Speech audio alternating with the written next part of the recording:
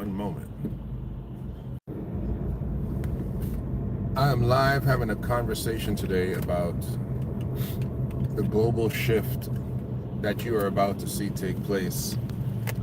And the gentleman that is in this thumbnail, his name is Zach Yetagari. Zach Yetagari sent an open letter to Harvard, Stanford, and Yale. He is a multimillionaire at 18 years old who has applied to Harvard, to Stanford, and to Yale. And he was rejected admission into all of those prestigious universities. And you might say, well, it happens every day. Well, Zach Yetagari is an 18-year-old multimillionaire with a 4.0 grade point average, with a 34 score on his ACT. Zach Yetagari's company, an AI startup company, makes $34 million a year. He started programming and coding, self-taught, at the age of 7 years old. At 12, he launched his first app, and now he is successfully running an AI company at the age of 18 that generates $34 million a year. Zach Yetagari needs Harvard, Stanford, and Yale like I need an extra hole in my head. That's how bad he needs those guys. And what we are realizing, and what you are going to realize, and what Zach is realizing too, and is going to realize, is that conventional education, I'm going to call it the education complex, is going to become a very useless institution in America. Not because it is, but because that is going to become the premise of what America is built on. The pendulum has already begun to shift. Donald Trump eliminating the Federal Department of Education, sending a trickle-down message to all young people, to all individuals who are seeking education. And please do not ever mistake education for information, because it is not all the time. But the trickle-down effect, and in stories like Zach Yetagari, are going to cause the next generation of individuals to believe truly that education is a useless, financially consuming, time-consuming, unnecessary process for those who are simply ill-equipped to compete. And they are the ones who need to go and find an education in order that they might have the capacity to compete, because it is very clear that Zach Yetagari can compete. And so, just to piggyback on what's taking place right now in America, as the regime falls, as it falls apart piece by piece, is this incredible oxymoronic nuance that we are looking at, that I'm going to try to give you a better picture at. So you see, let's say Mr. Trump's attempts to tariff the world actually gives him what he wants, and it's not possible, but we'll talk about that part second. Let's say it gives him what it wants. All of the major monopolizing global, national, multinational corporations decide we are going to stop manufacturing in China, in Turkey, and in Mexico, and in India, and we are only going to manufacture in America. And we're going to bring all these factories and all this need for labor, we're going to bring it back to America. And let's say they're able to do that in 6 months. Create factories, fully retrofit them with all the technology that they require to do everything that they're doing elsewhere. Let's say they're able to do that in 6 months. And then they start hiring American employees. And of course, because those are very union-based scenarios, they're going to pay them union wages, and we bring back manufacturing to America, like Trump is romanticizing. When that takes place, that means that, you know what, we're not going to need a lot of education anymore. You're going to come out of high school. You're going to be able to go get a great job right out of high school. You're not going to have to go to university or college. In fact, those jobs are going to pay more money than guys who are going to university in the first place, right? And so what you're going to have is you're going to have a whole bunch of individuals say, hey, there's so many jobs. They're paying good. They're union jobs. What do I need to go to university for? I'm just going to go and become a laborer for the next 30 years and make great money. And we're going to go back to the 40s and the 50s, and everybody's going to be happy. Right? That's the plan. And then that in itself eliminates the need for higher level education, because the purpose of education is just to get a job, right? So if that plan worked, that plan was actually a plan which, as I was saying it, you saw all the holes in it. The educational system of America becomes really not as useful as it's supposed to be. Maybe guys are going to go to technical school and take trades that teach them how to run these factory machines and things like that. But guys like Zach Yetagari, he doesn't need to do that. He's 18 years old, making millions of dollars already. Doesn't have to lift a box, doesn't have to push a button, doesn't have to do anything. He's a coder. Or let's do the opposite. Let's do it the other way around. Let's realize that there is no manufacturing that is coming back to America. And let's also realize that if you do want to be an entrepreneur in America, you've got two routes. You've got a supply chain direction where you're actually importing goods and reselling them. You're basically a reseller, regardless of what industry that's in, you're a reseller. That means that you're going to be importing your goods from the people that are currently the object of Trump's tax tariff. And that means that now the things that you're importing, you're going to have to pay a higher price for, and you're going to pass that price on to the consumer. And so you're going to have American goods that are more expensive in America than anywhere else in the world. And that supply and demand for very basic economics becomes very clear. Americans are going to simply not buy as many goods. Period. They're just not going to buy as many goods. Things are going to be then more expensive because if they're not buying that many goods, then manufacturers have to charge even more money to stay. The middleman, the supplier, has to charge even more money just to stay profitable, because he's selling less goods, so he has to sell them for more money. And then people are going to realize it's not a very good business model. People aren't really buying it. It's too expensive for them. I'm going to shift my interest, and I'm not going to become an entrepreneur in the areas that actually require products.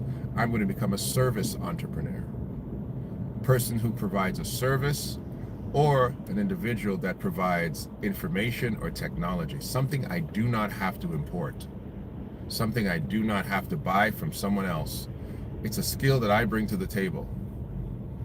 And we will now have, in the future, service-based entrepreneurship happening in America, specifically because the goods are too expensive. And if you are a service-based entrepreneur, an individual who provides a service, again, only some of those areas are requiring high levels of education. You're always going to need doctors. You're going to have a whole bunch more lawyers. You're going to have people that, are doing things like, and they won't even do hair because it's going to be difficult for the products, but they're going to do personal trainers, things that you don't require anything for. And that's going to be your new surplus of individuals who shift what they're doing because America is just going to be too expensive to live. This is the next part. You're going to have an American brain drain, where people are going to say, hey, I'm going to get educated here, but I'm not going to stay here. I'm leaving. It's too expensive to live in this nation. It's too expensive to buy a house there. It's too expensive to buy goods. I'm going to go to second world or third world places where I can have an advantage, where I don't have to spend this type of money to have a great life, and I'm going to bring my service knowledge to those places. I'm going to be a doctor there. I'm going to bring some type of skill set there. I'm open a restaurant, whatever they do. They're going to do that somewhere else. And all of this, ladies and gentlemen, when you put it all together in all of its different silos of possibilities, it spells one thing: the death of America.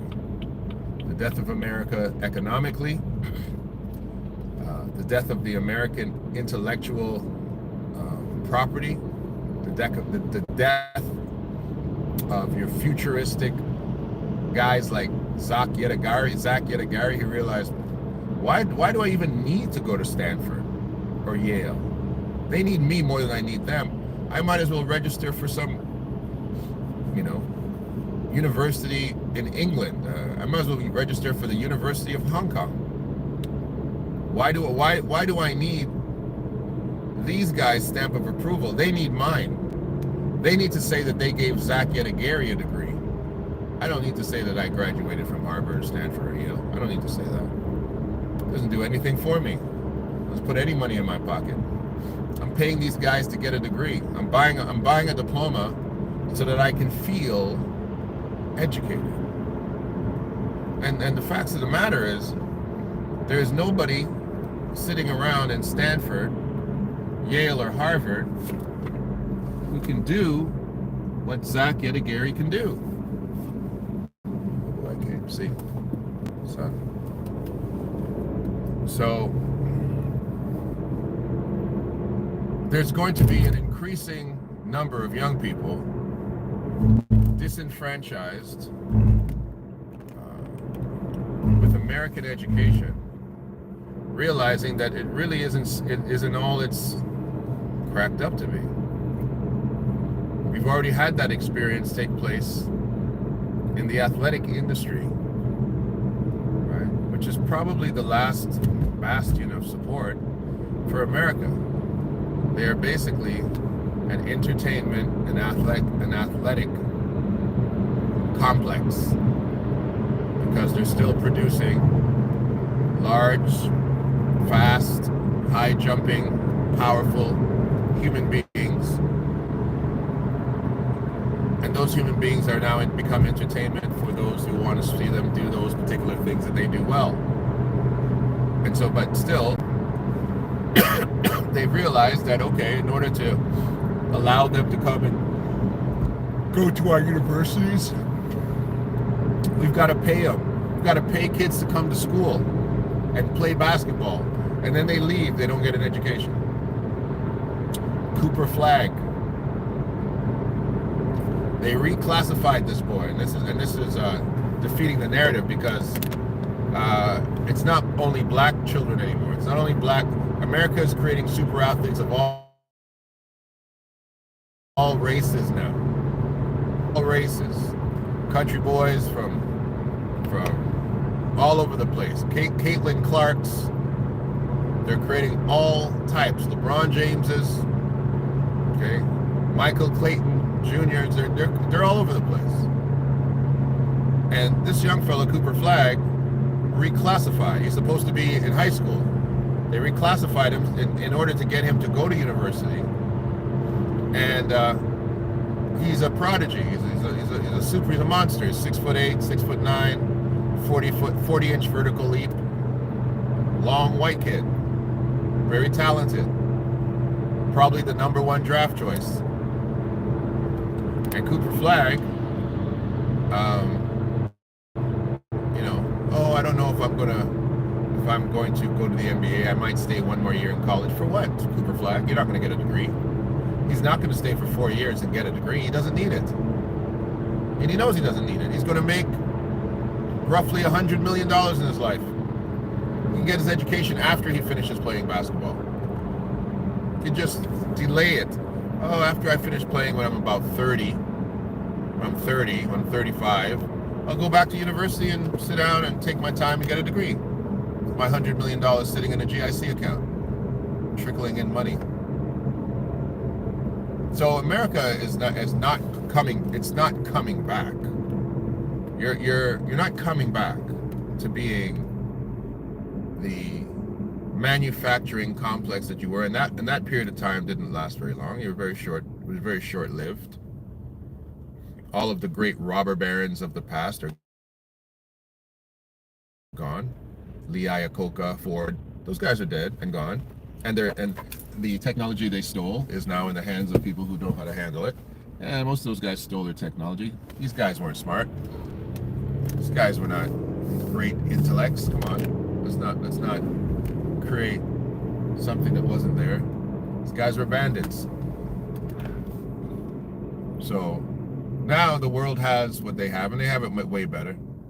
China makes the best electric cars in the world.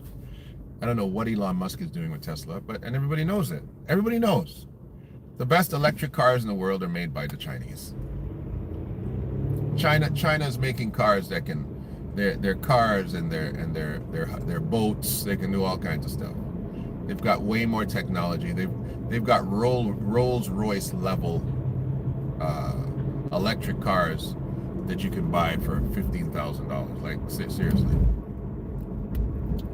If they made the type of technology, if American manufacturer, if Tesla made the type of technology that these Chinese cars are making, a Tesla would cost $100,000.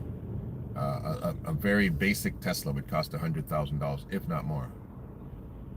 If America was producing the type of technological savvy that was in China, an iPhone would cost $10,000. If they tried to bring Apple to move their factories back to America, unless they are paying them the same thing they're paying Chinese employees,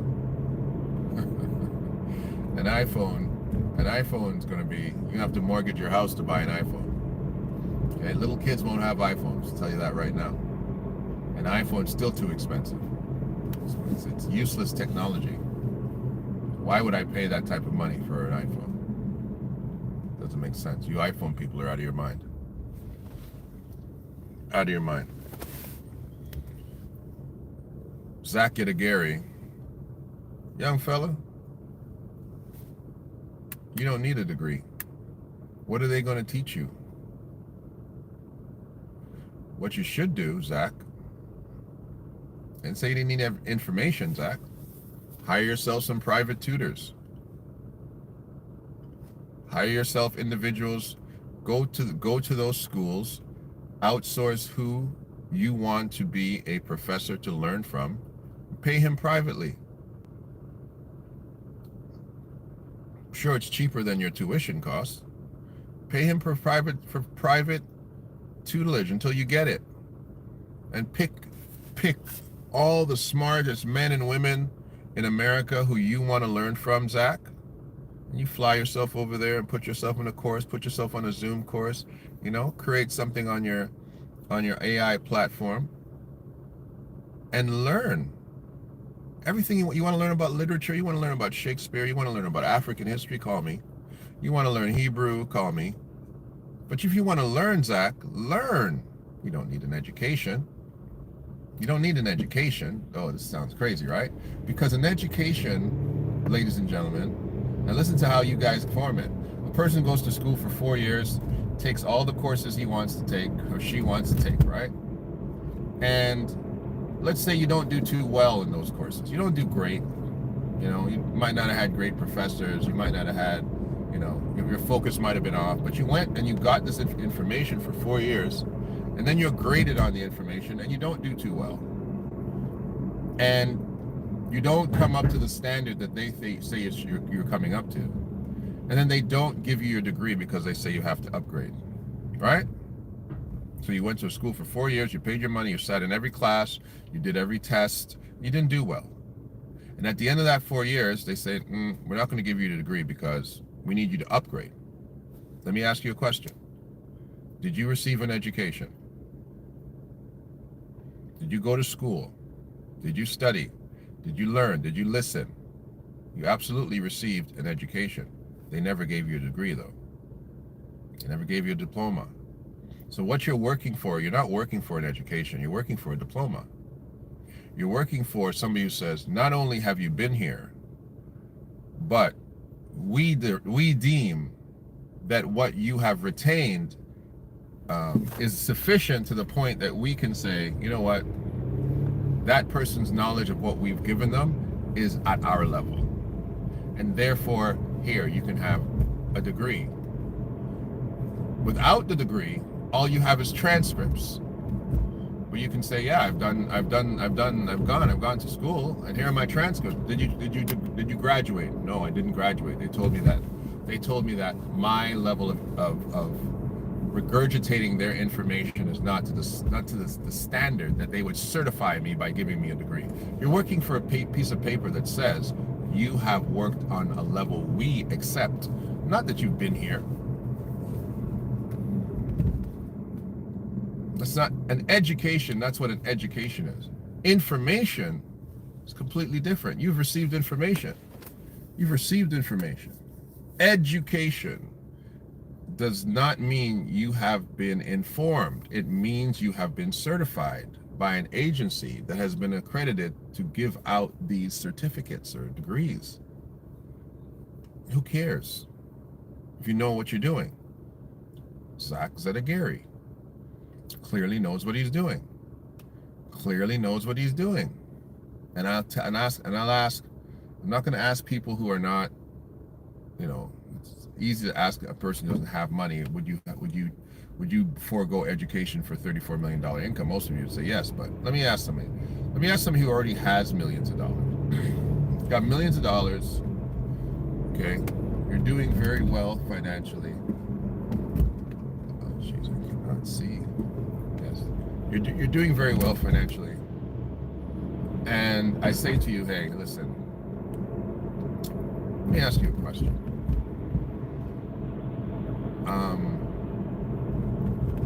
I want to know, will you trade your financial progress for all this financial stuff that you're doing right now? Would you trade it? Would you trade all of your financial dexterity if I give you 2 prestigious university PhDs?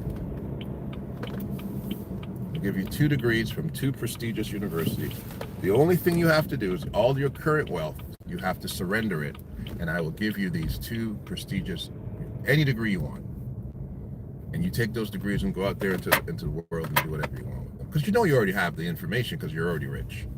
So what I need to do, though, at this moment, I need to trade all your wealth for these 2 prestigious PhDs, and you go out there and try to just reduplicate what you got. But you got PhDs now. All right. They're going to tell you, I don't know what they're going to tell you, but I know what I tell you. Tell you can do with those degrees. Because a degree program, and to give education its fair due, education used to be teaching you something that you didn't know before and making you an expert in something that you do not understand and did not understand specifically before. I can tell you right now, I don't want any doctors or surgeons who are self-taught. I don't want a self-taught surgeon in my life.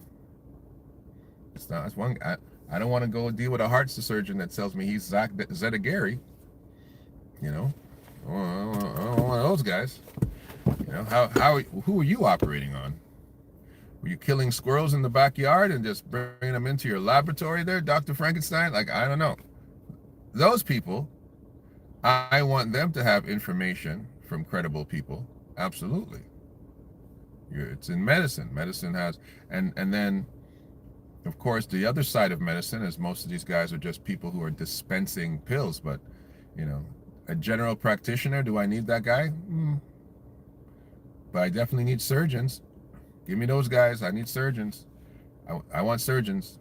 GPs, not so much. But surgeons, need guys. We need those guys.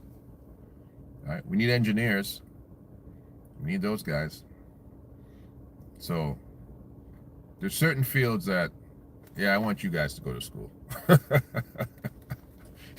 you guys, you guys go to school. Yeah, we need to put y'all in school.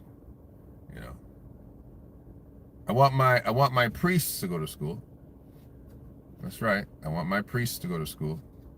I don't want you self-taught pastors. I don't like y'all. I don't like y'all. No, I don't like y'all. Y'all take y'all. Mm-mm. Mm-mm. Mm-mm. I want them guys to go to school. So the shifting of the American economy, of the American reality, is here. It is before us, and I hope you're ready for it. I hope you were not people who kept your money stuck in in equity stocks before Donald Trump did what he did and wiped out $2 trillion of American wealth. Gone. I hope you